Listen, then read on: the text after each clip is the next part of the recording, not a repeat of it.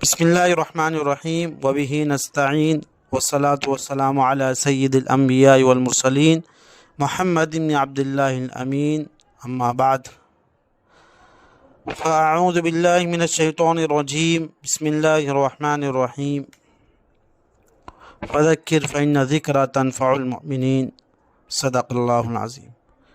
محترم سامعین کرام، نبی کریم صلی اللہ علیہ وسلم کی یہ سنت ہے کہ جب کوئی اہم بات پیش آتی، کوئی اہم مسئلہ سامنے آتا، کوئی خاص دن آتا، تو آپ صلی اللہ علیہ وسلم اس کے متعلق صحابہ کرام کو نصیحت فرماتے اور آگاہ کرتے، اس کی حقیقت بیان فرماتے۔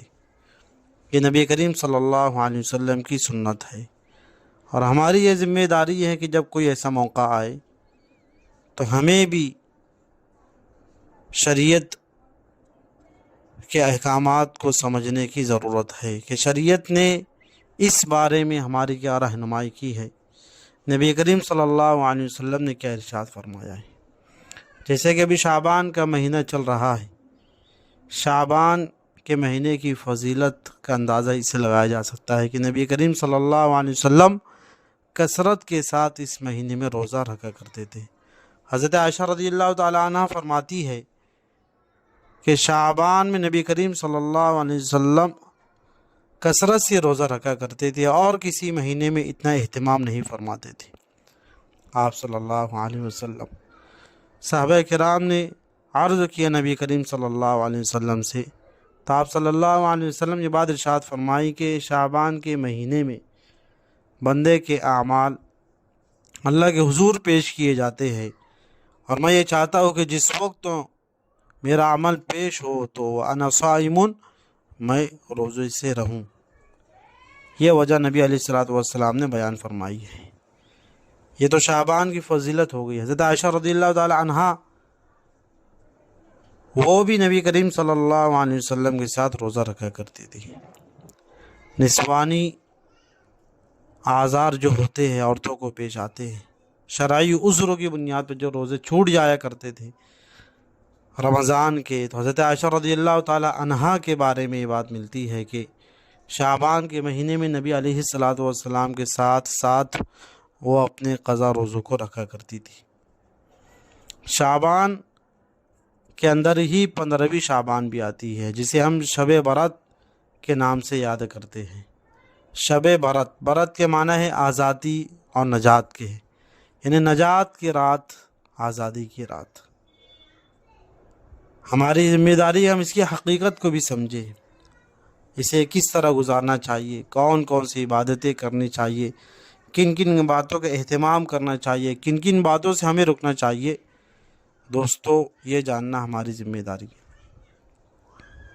شب برات کے بارے میں اگر ہم جائزہ لیں احادیث کا، تو شعبان 15ویں شعبان کی فضیلت میں نبی علیہ الصلوۃ والسلام سے بہت ساری روایتیں مروی ہے۔ حضرت علی رضی اللہ تعالیٰ عنہ سے روایت ہے کہ رسول اکرم صلی اللہ علیہ وسلم نے ارشاد فرمائے، جب 15ویں شعبان کی رات ہو تو اس رات کو عبادت کرو اور اس دن روزہ رکھو، اس لیے کہ اس میں غروب آفتاب کے وقت اللہ تعالیٰ آسمان دنیا پر آتے ہیں اور آواز لگاتے ہے کوئی مغفرت چاہنے والا کہ میں اس کی مغفرت کروں، ہے کوئی روزی طلبگار کہ میں اس کو روزی دوں، ہے کوئی مصیبت زدہ کہ میں اس کی پریشانی کو ختم کروں، ہے کوئی ایسا طلوع آفتاب تک آواز لگائی جاتی رہتی ہے۔ اسی طرح ام المؤمنین حضرت عائشہ رضی اللہ تعالی عنہا سے مروی ہے کہ رسول اللہ صلی اللہ علیہ وسلم ارشاد فرمایا، اللہ تعالیٰ شب برات میں آسمان دنیا پر آتے ہیں اور قبیلہ بنو کلب کی بکریوں کے بالوں کی تعداد کے برابر لوگوں کی مغفرت فرماتے ہیں۔ بنو کلب کی بکریوں کا ذکر اس لیے کیا گیا کہ سارے عرب میں سب سے زیادہ بکریاں اسی قبیلے کے پاس تھیں۔ اسی طرح حضرت ابو موسیٰ اشعری رضی اللہ تعالیٰ عنہ سے مروی ہے کہ نبی کریم صلی اللہ علیہ وسلم نے ارشاد فرمایا کہ شب برات میں آسمان دنیا پر اللہ تعالیٰ نزول فرماتے ہیں، اللہ کی رحمت متوجہ ہوتی ہے اور اپنی تمام مخلوقات کو معاف فرما دیتے ہیں سوائے مشرک اور کینہ رکھنے والے سے۔ تو احادیث میں ہمیں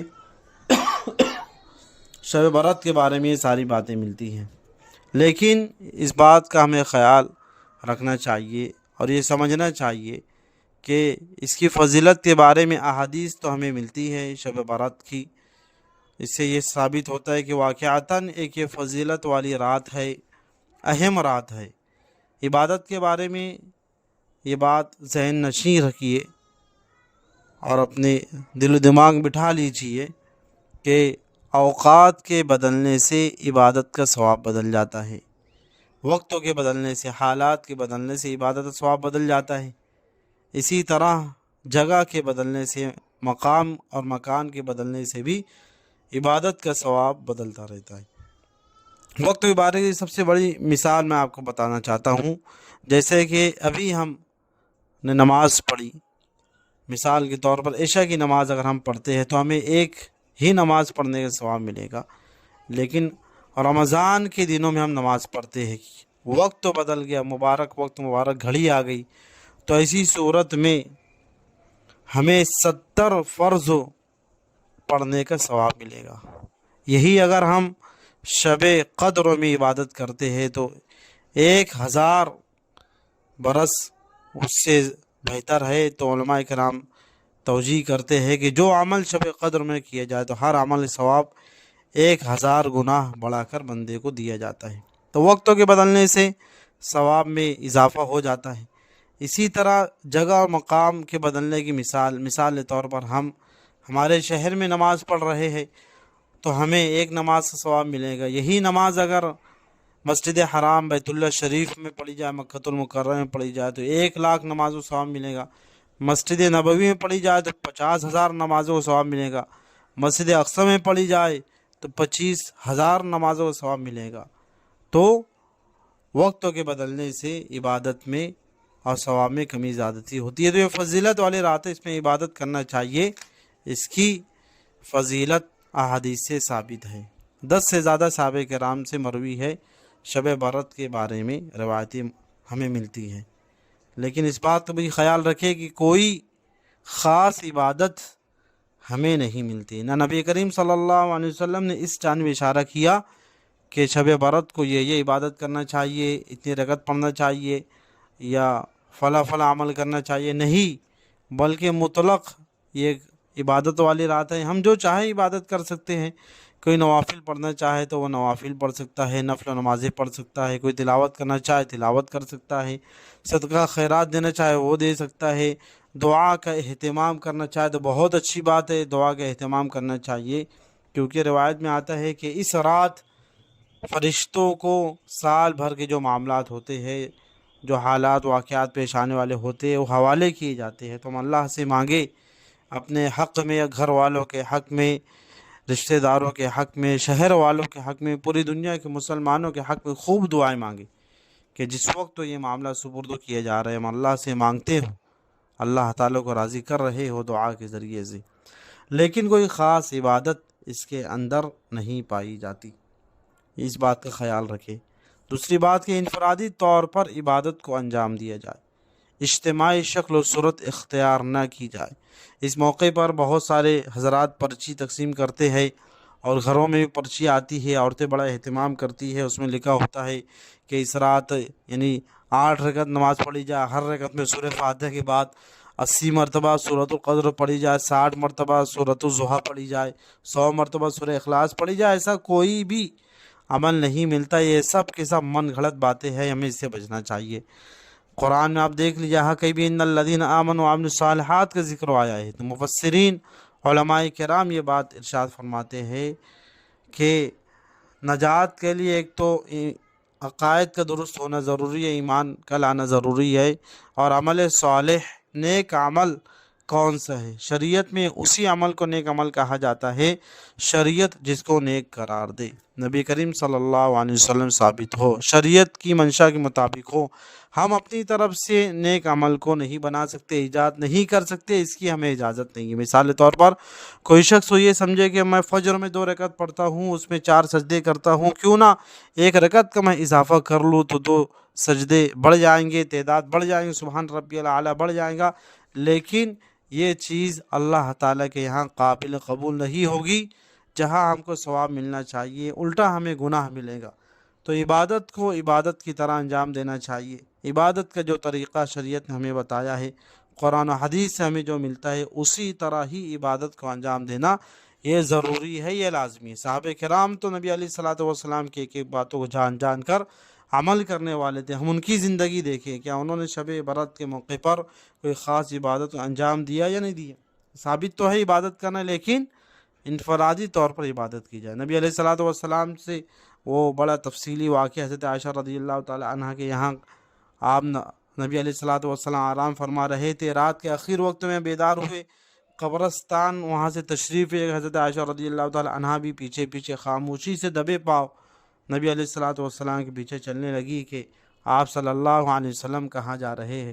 وہ واقعہ ہم سب کو پتہ ہے۔ تو بہت سارے لوگ ایسا سمجھتے ہیں کہ شب برات کو قبرستان جانا انتہائی لازمی ہے، ضروری ہے کہ قبرستان جایا جائے، قبروں پر چونا لگایا جائے، چراغاں کیا جائے اور وہ پھول رکھے جائے قبر پر۔ یہ کچھ ضروری نہیں ہے۔ اس نبی علیہ الصلوۃ والسلام سے عمل تو ثابت ہے، لیکن جو عمل جیسے ثابت ہو ہماری ذمہ داری اسی طرح اس کو عمل کو انجام دے۔ نبی علیہ الصلوۃ والسلام نے اس کے بارے میں صحابہ کرام کو توجہ نہیں کیا، پابند نہیں کیا۔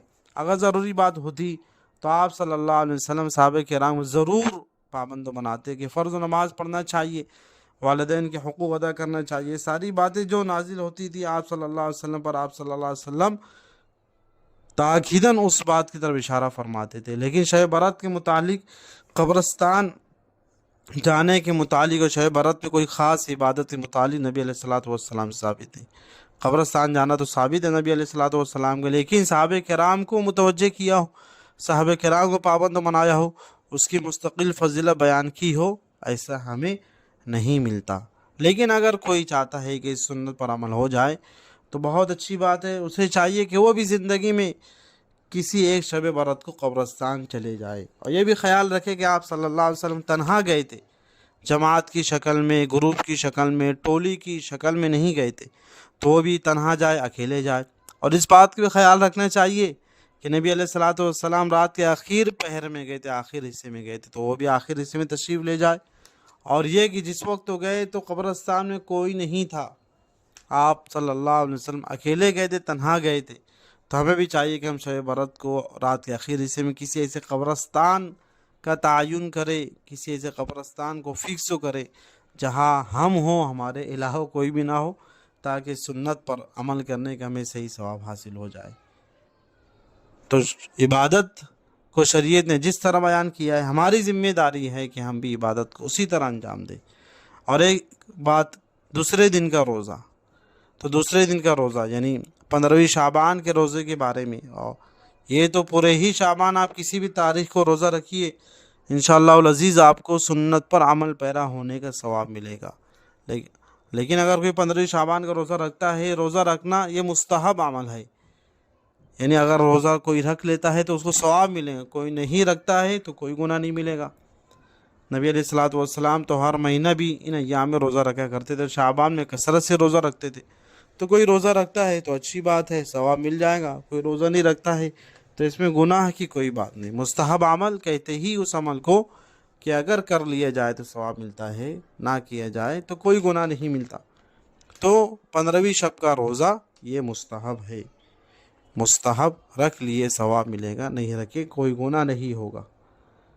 اور ایک بات اور ہمیں یاد رکھنا چاہیے کہ نبی علیہ الصلوۃ والسلام نے جہاں ارشاد فرمایا کہ اس شب کو، اس رات کو اللہ تبارک و تعالیٰ کثرت کے ساتھ امت محمدیہ کے گناہوں کو معاف فرماتے ہیں، بندوں کو معاف فرماتے ہیں، مغفرت فرماتے ہیں، اور بنو کلبوں کی بکریوں کے بال کی تعداد میں اللہ تبارک و تعالیٰ بندوں کو معاف فرماتے ہیں۔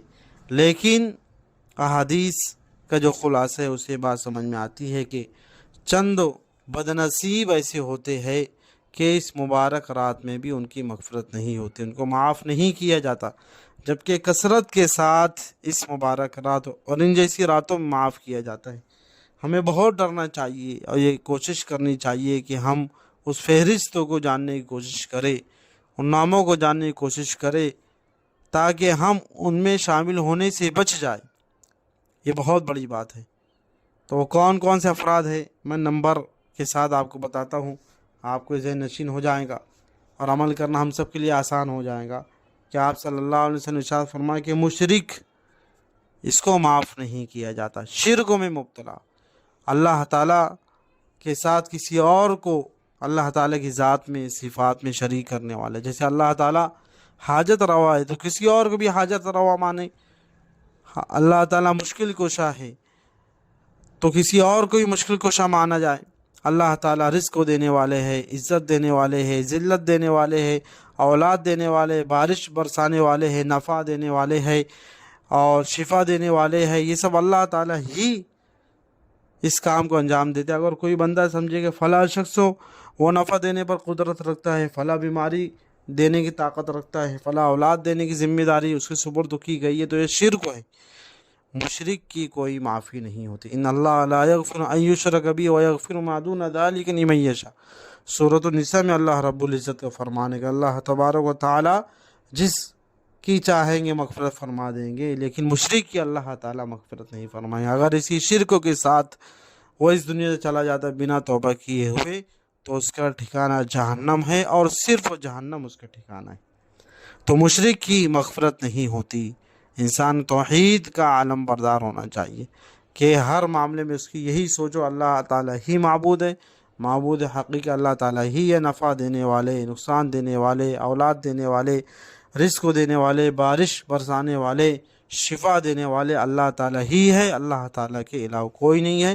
اور یہ سر بھی ہم صرف اللہ تعالیٰ کے حضور ہی جھکاتے ہیں، اور ان ہاتھوں کو بھی اللہ تعالیٰ کے سامنے اٹھاتے ہیں، اور کسی کے سامنے نہ ہم اپنے ہاتھوں کو اٹھاتے ہیں نہ سر کو جھکاتے ہیں۔ یہ ہے توحید۔ تو مشرک کی اس رات مغفرت نہیں ہوتی۔ دوسرا شخص ہو کینہ رکھنے والا، حسد کرنے والا، جلن، کینہ، کپٹ اپنے سینے میں رکھنے والا، اس کی بھی مغفرت نہیں ہوتی ہے۔ اگر ہم اپنا جائزہ لیں، خود اپنے گریبان میں ہم جھانک کر دیکھیں، نگاہ ڈالے، تو ہمیں یہ سمجھ میں آئے گا کہ بہت سارے لوگوں کی دشمنی، بہت سارے لوگوں کے بارے میں حسد، جلن، کینہ، کپٹ ہمارے اندر موجود ہے۔ معمولی باتوں پہ آج لوگ ایک دوسرے کے دشمن بن جاتے ہیں، بدگمانیوں کے پہاڑ بنا لیتے ہیں اپنے دلوں کے اندر، اور حسد، جلن پھر ان کے متعلق پیدا ہو جاتا ہے۔ یہ گناہ کبیرہ ہے، اس سے بچنا چاہیے۔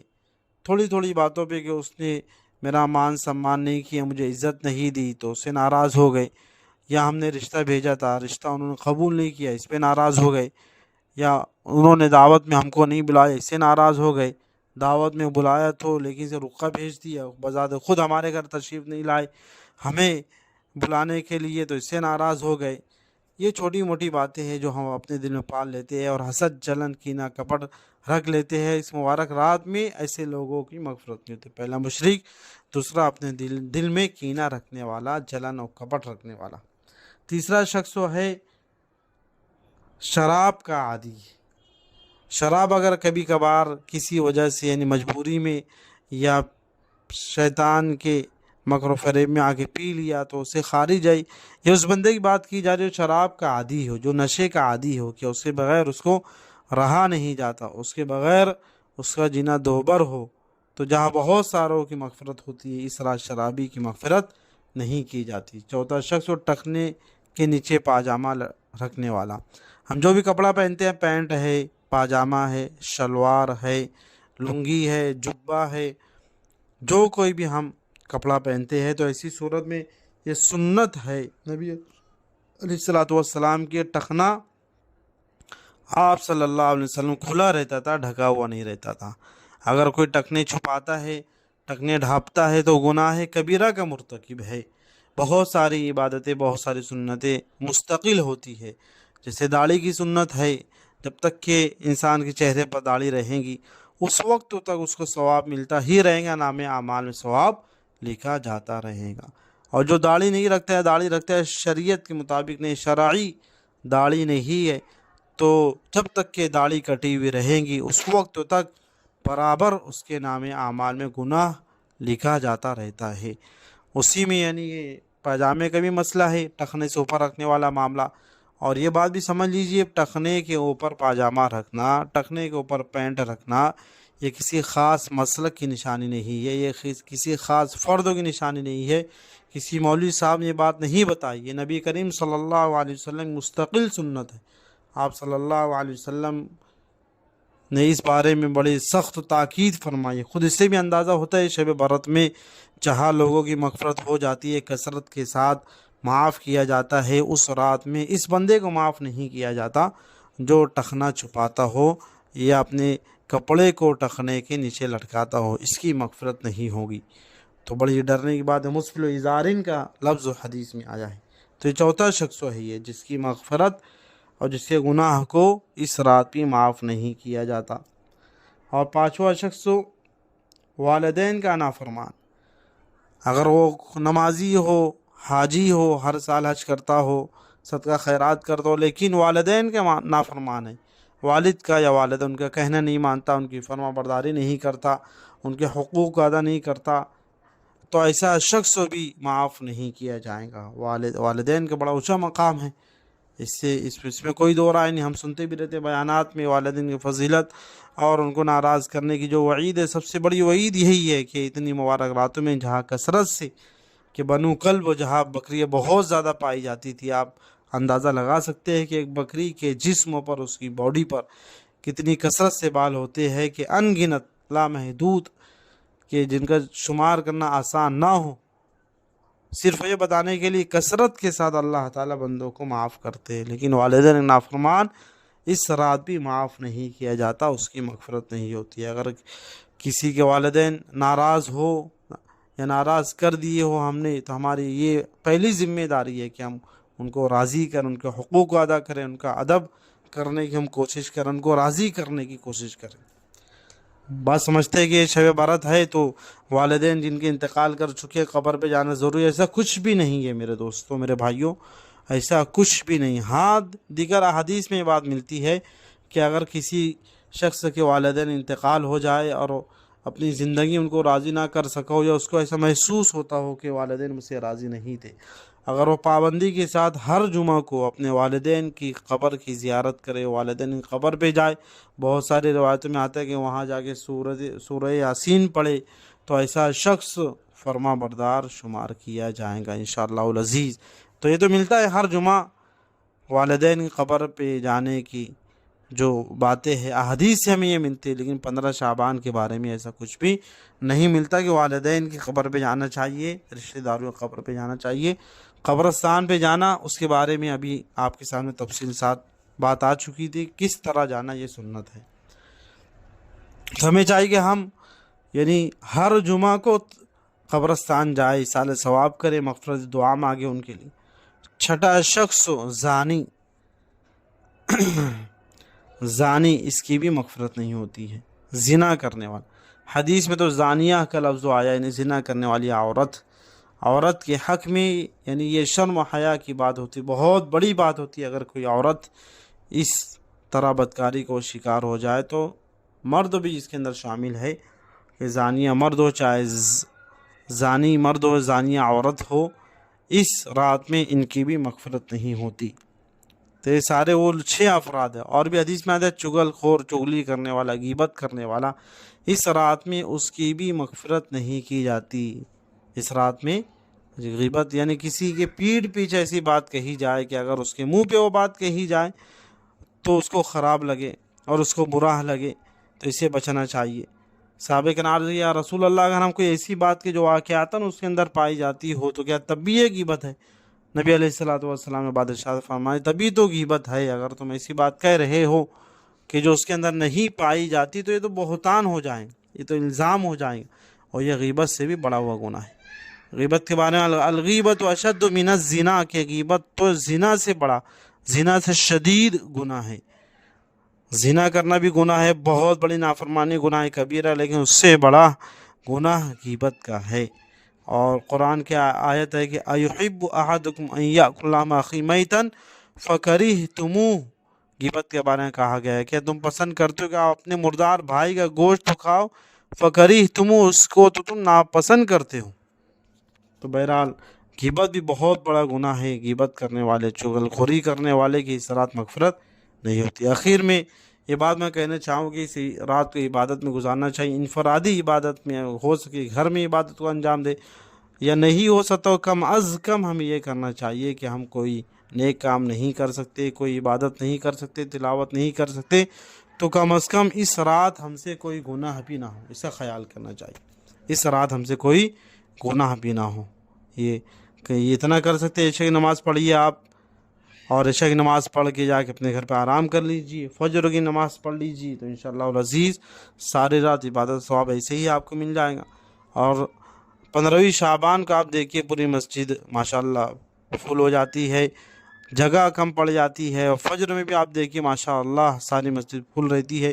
تو میرے بھائیوں، اس کا یہ مطلب نہیں ہے کہ فجر کی نماز صرف 15ویں شعبان کے لیے فرض ہے، یا 15ویں شعبان کے لیے عشاء اور مغرب کی نماز ہے۔ یہ تو روزانہ ہے، یہ ہماری کوتاہی ہے، یہ ہماری کمی ہے کہ ہم نمازوں کی پابندی نہیں کر پاتے۔ جس طرح ہم آج پابندی کر رہے ہیں، فجر بھی پابندی سے پڑھیں گے، تو ہمیں یہ کوشش کرنا چاہیے کہ روزانہ جو فرض ہے ہم پر نماز، ہم اس کو پڑھنے کی کوشش کریں۔ اللہ تعالیٰ سے دعا کرتے اللہ تبارک و تعالیٰ تمام باتوں پر عمل کی ہمیں توفیق عطا فرمائے۔ وآخر دعوانا ان الحمد للہ رب العالمین۔